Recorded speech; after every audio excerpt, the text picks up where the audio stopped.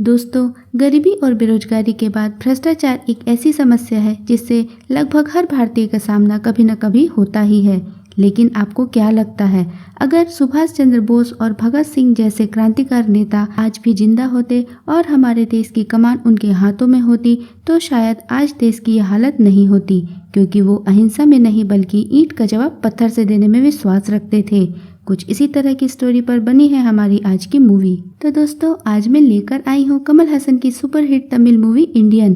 Film 1996 में release हुई थी और बॉक्स ऑफिस पर सुपरहिट हुई थी।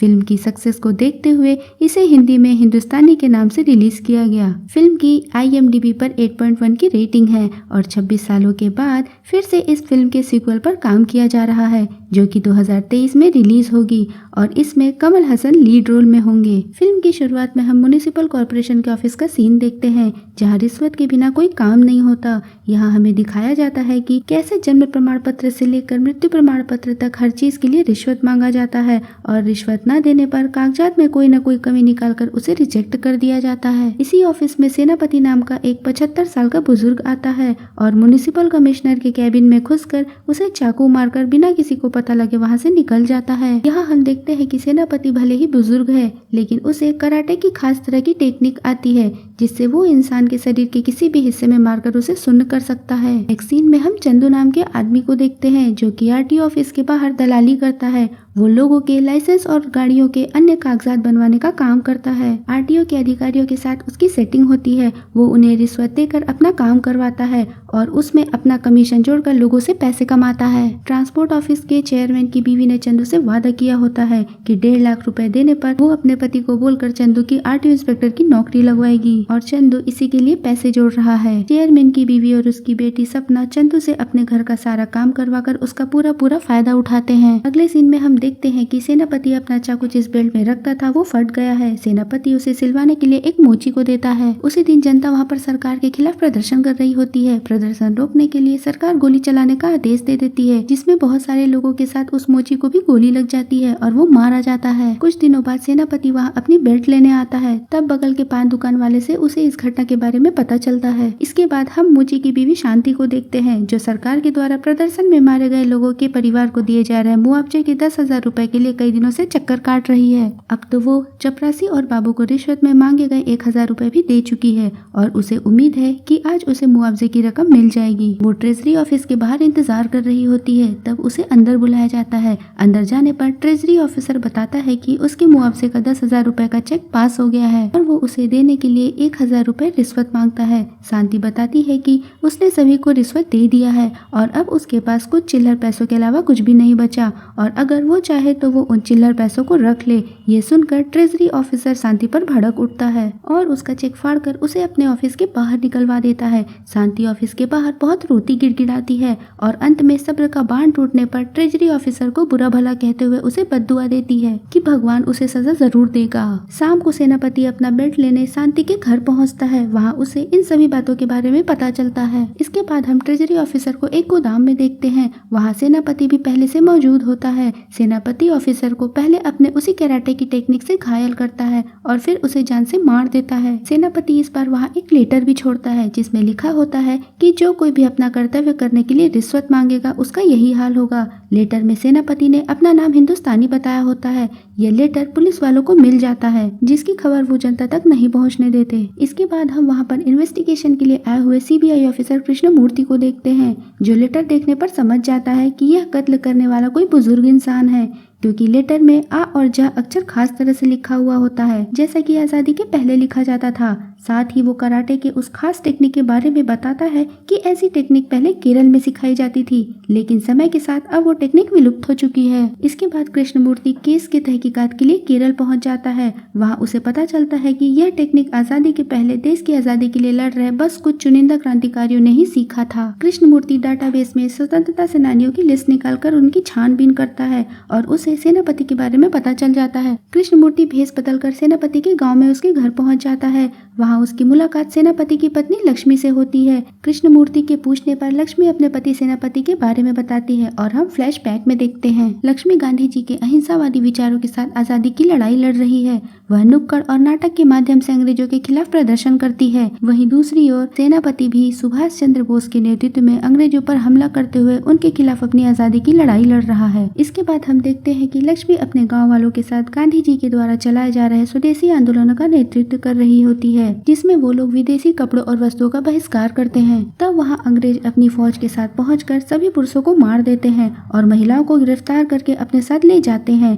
कुछ दूर जाकर अंग्रेज सभी औरतों को यह बोलकर निर्वस्त्र कर देते हैं कि अगर तुम भारतीय हमारे दिए हुए कपड़ों का बहिष्कार करोगे तो हम भी तुम्हें अपने बनाए हुए कपड़े पहनने नहीं देंगे। पूरी फौज के बीच अपने आप को निर्वस्त्र पाकर सभी औरतें शर्म के मारे अपनी जान दे देती हैं। वहाँ बस लक्ष्मी ही जिंदा बचती है, क्योंकि उसने खुद से यह वादा किया था कि वो अंग्रेजों की इस क्रूरता को पूरे देश के सामने जरूर लाएगी। कुछ देर बाद वहाँ सेनापति पहुँचता है। लक्ष्मी उसे सारी घटना के बारे में बताती है। सेनापति उससे वादा करता है कि जिस देश में नारी की पूजा की जाती है उस देश में उसके साथ ऐसा घिनौना काम करने वालों से वो जरूर बदला लेगा। लक्ष्मी को निर्वस्त्र देखने की वजह से वो उसे शादी करने का भी वादा करता है, क्योंकि एक पति ही अपनी पत्नी को इस तरह से बिना कपड़ों के देख सकता है। इसके बाद सेनापति जाकर उन सभी अंग्रेजों को मार देता है जो इसमें शामिल थे और लक्ष्मी से शादी कर लेता है। कुछ दिनों के बाद सेनापति जाकर सुभाष चंद्र बोस जी से मिलता है और उनकी हिंद फौज में शामिल हो जाता है। आजादी की जंग के दौरान वो अंग्रेजों के बड़े बड़े हथियारों को नष्ट करने के लिए एक आत्मघाती दस्ता बनाता है, लेकिन सेनापति दुश्मनों के हाथ लग जाता है और उसे गिरफ्तार कर लिया जाता है। 1947 में देश के स्वतंत्र होने के साथ ही सेनापति को भी आजाद कर दिया जाता है। इसके बाद हम प्रेजेंट सीन में देखते हैं कि सेनापति अपने घर वापस आ गया है। वो कृष्णमूर्ति को देखकर समझ जाता है कि वो पुलिस वाला है और उसे गिरफ्तार करने आया है। सेनापति कृष्णमूर्ति को घायल करके अपनी बीवी के साथ वहां से भाग जाता है। इधर शहर में हम देखते हैं कि चंदू भी घूस देकर आरटीओ इंस्पेक्टर बन गया है और अब खुद भी दूसरे करप्ट ऑफिसर्स की तरह लोगों के काम करने के लिए रिश्वत लिया करता है। एक दिन एक बहुत ही पुरानी बस का फिटनेस सर्टिफिकेट मंगाने पर चंदू पहले तो बस की हालत देखकर उसके मालिक को मना कर देता है, लेकिन बस मालिक के वादा करने पर कि वो बस की हालत सुधरवाएगा और रिश्वत में ज्यादा पैसों के लालच में चंदू बस मालिक को फिटनेस सर्टिफिकेट दे देता है। नेक्स्ट सीन में हम चंदू को अपने दोस्त के इलाज के लिए हॉस्पिटल में देखते हैं। वहाँ पर सेनापति भी अपनी पत्नी लक्ष्मी के साथ आया हुआ होता है और हॉस्पिटल के एक डॉक्टर को वो लोग बेहोश करके किडनैप करके अपने साथ ले जा रहे होते हैं। वहाँ चंदू की मुलाकात लक्ष्मी से होती है और हमें यहाँ पता चलता है कि चंदू सेनापति और लक्ष्मी का ही बेटा है और उसका पूरा नाम सुभाष चंद्र है, जो कि सेनापति ने अपने आदर्श सुभाष चंद्र बोस जी के नाम पर रखा है। उसी समय हॉस्पिटल में पुलिस भी चंदू से पूछताछ करने पहुंच चुकी थी,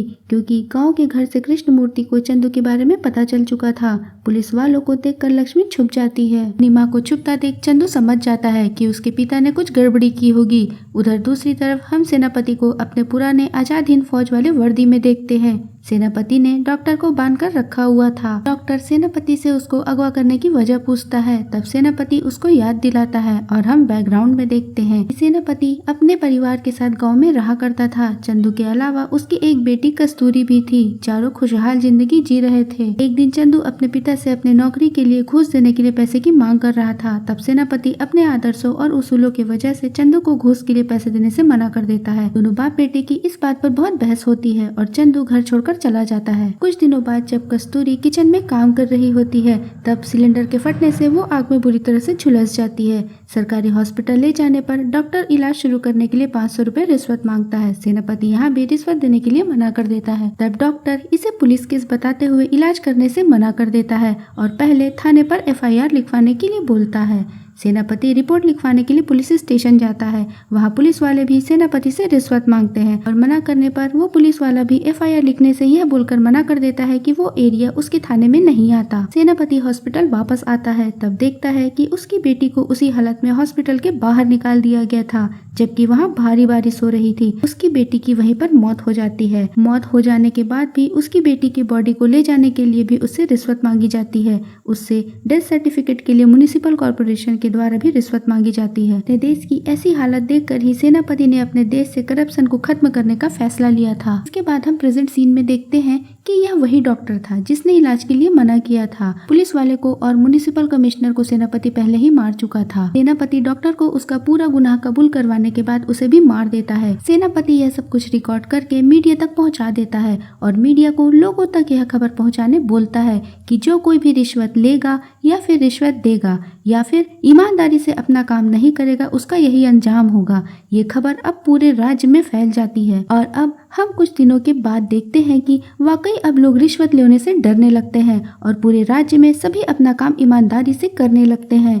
पुलिस सेनापति को हर जगह तलाश करने की कोशिश करती है, लेकिन वो उन्हें कहीं नहीं मिलता, बल्कि सेनापति तो अब आम लोगों के दिलों में होता है और वो उनका हीरो बन गया था। पूरे राज्य में अब सब कुछ ठीक चल रहा होता है। तभी एक दिन हम स्कूल बस में बहुत सारे बच्चों को जाते हुए देखते हैं। थोड़ी दूर जाने पर बस का ब्रेक फेल हो जाने की वजह से एक्सीडेंट हो जाता है और उसमें बैठे ड्राइवर सहित 40 बच्चे मारे जाते हैं। दोस्तों, यह वही बस होता है जिसको बिना चेक किए चंदू ने रिश्वत लेकर फिटनेस सर्टिफिकेट दे दिया था। पकड़े जाने के और अपनी पोल खुल जाने के डर से चंदू तुरंत एक्सीडेंट वाले जगह पहुंचकर पुलिस को केस में यह लिखने बोलता है कि ड्राइवर ने शराब पी रखी थी। इसके बदले वो पुलिस को रिश्वत में 50,000 रुपए देने की बात करता है। पुलिस वाला बहुत मना करता है क्योंकि उसके मन में हिंदुस्तानी का खौफ था, लेकिन फिर चंदू की रिश्वत की रकम और बढ़ाने पर ज्यादा पैसों के लालच में वो तैयार हो जाता है। इसके बाद चंदू ड्राइवर का पोस्टमार्टम कर रहे डॉक्टर के पास जाता है और वहाँ भी पुलिस वाले की तरह डॉक्टर भी हिंदुस्तानी के डर से पहले चंदू की बात मानने से मना कर देता है, पर बाद में ज्यादा पैसों के लालच में मान जाता है। चंदू आगे की तहकीकात से बचने के लिए ड्राइवर के डेड बॉडी में इंजेक्शन से शराब डाल रहा होता है। तभी वहाँ सेनापति पहुँच जाता है। चंदू अपने पिता से बहुत माफी मांगता है, लेकिन सेनापति ठान चुका था कि अपराधी चाहे उसका बेटा ही क्यों ना हो, वो उस आदमी को सजा जरूर देगा जिसकी वजह से 40 मासूम बच्चों की जान गई।